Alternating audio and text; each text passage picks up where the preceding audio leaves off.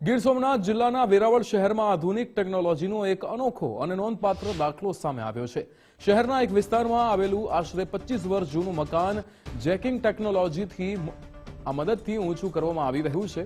આ કામગીરીને કારણે શહેરમાં નવું કુતૂહલ અને ચર્ચાનો વિષય બન્યો છે। વેરાવળના રહીશ સાજિદભાઈ અંસારી છે, જે વ્યવસાયે સિવિલ એન્જિનિયર છે। તેમણે પોતાનું જ મકાન ઊંચું કરવાની જવાબદારી જાતે સંભાળી છે।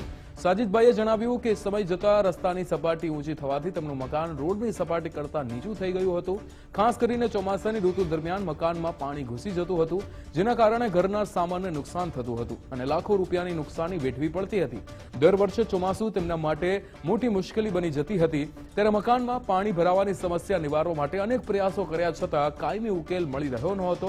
અંતે પોતે સિવિલ એન્જિનિયર હોવાના અનુભવના આધારે સાજિદભાઈએ પરંપરાગત રીતે મકાન તોડી ફરી બાંધવા બદલે જેકિંગ ટેકનોલોજીનો ઉપયોગ કરીને આખું મકાન ઊંચું લેવાનો નિર્ણય કર્યો।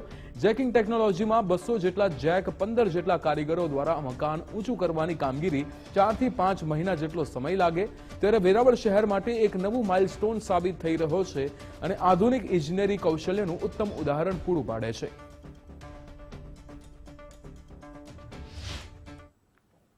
મકાનના એરિયા પ્રમાણે અત્યારે આમાં 15 માણસોની જરૂર છે, એટલે 15 માણસો અમે રાખ્યા છે અને ટોટલ 200 જેક છે। એમાંથી અમે યુઝમાં છે અત્યારે 130, 160, 200 સુધી જાય, જેમ જેમ જરૂર પડે એમ। 4 ફૂટ જે રોડ છે, રોડ લેવલ કરતાં 4 ફૂટ અત્યારે ઉપર લઈએ છીએ। 25-26 વર્ષ જૂનું મકાન છે અમારું। અને આની અંદર આ સ્ક્વેર ફીટ ઉપર ખર્ચો છે મારે, એટલે ખાલી ઉપાડવાની જે કોસ્ટિંગ આવે ને એ લગભગ 6-7 લાખ રૂપિયામાં થઈ જશે।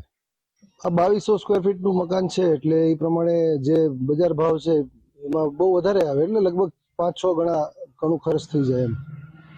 70-80 લાખ રૂપિયાની આસપાસ ખર્ચ થાય। છેલ્લા હું મહિનાથી સર્ચ કરું છું, વેરાવળ સોમનાથમાં નહીં પણ ગુજરાતમાં ક્યાંય આવો કોઈ કામ થયું નથી, પહેલી વાત। બીજી વાત એ કે આ વેરાવળમાં તો ઠેકાણે આવી ઘણી ઠેકાણે સમસ્યાઓ છે કે જે મકાન નીચા વયા ગયા અને રોડ ઊંચા આવી ગયા। જ્યારે બન્યા હતા ત્યારે મકાન ઊંચા હતા, અટાણે નીચા વયા ગયા। હવે પાણી ભરાય છે, ચોમાસામાં તકલીફ થાય છે અને લાખો રૂપિયાનું, કરોડો રૂપિયાનું નુકસાન થાય છે। આ સમસ્યાના નિરાકરણ માટે લોકો એક જ નિર્ણય લેતા કે મકાન પાડો, નવું બનાવો। કારણ કે આ કોઈને મગજમાં ના આવે કે આખું મકાન ઉપર લેવું, એ તો કતુલ થાય કે ચલો આખું મકાન કેમ ઉપર લે, બાંધકામ કઈ રીતે ઉપર લેવું। પણ આ લોકો ખરેખર આ લોકોની ટેકનિકલ ને કોઠાસૂઝ પ્રમાણે તો આ કાબિલે સેલ્યુટ મારવા જેવી બાબત છે કે 25 વર્ષ પહેલા મને કીધું હતું કે આપ કોઈનું નામ એવું મકાન ગોતો, આપણે અધર રહીએ। મેં કીધું તો ગાંડા વેળા ઘરમાં ગાંડા વેળા। મને કે ના હું તમને પ્રેક્ટિકલ કરીને બતાવું।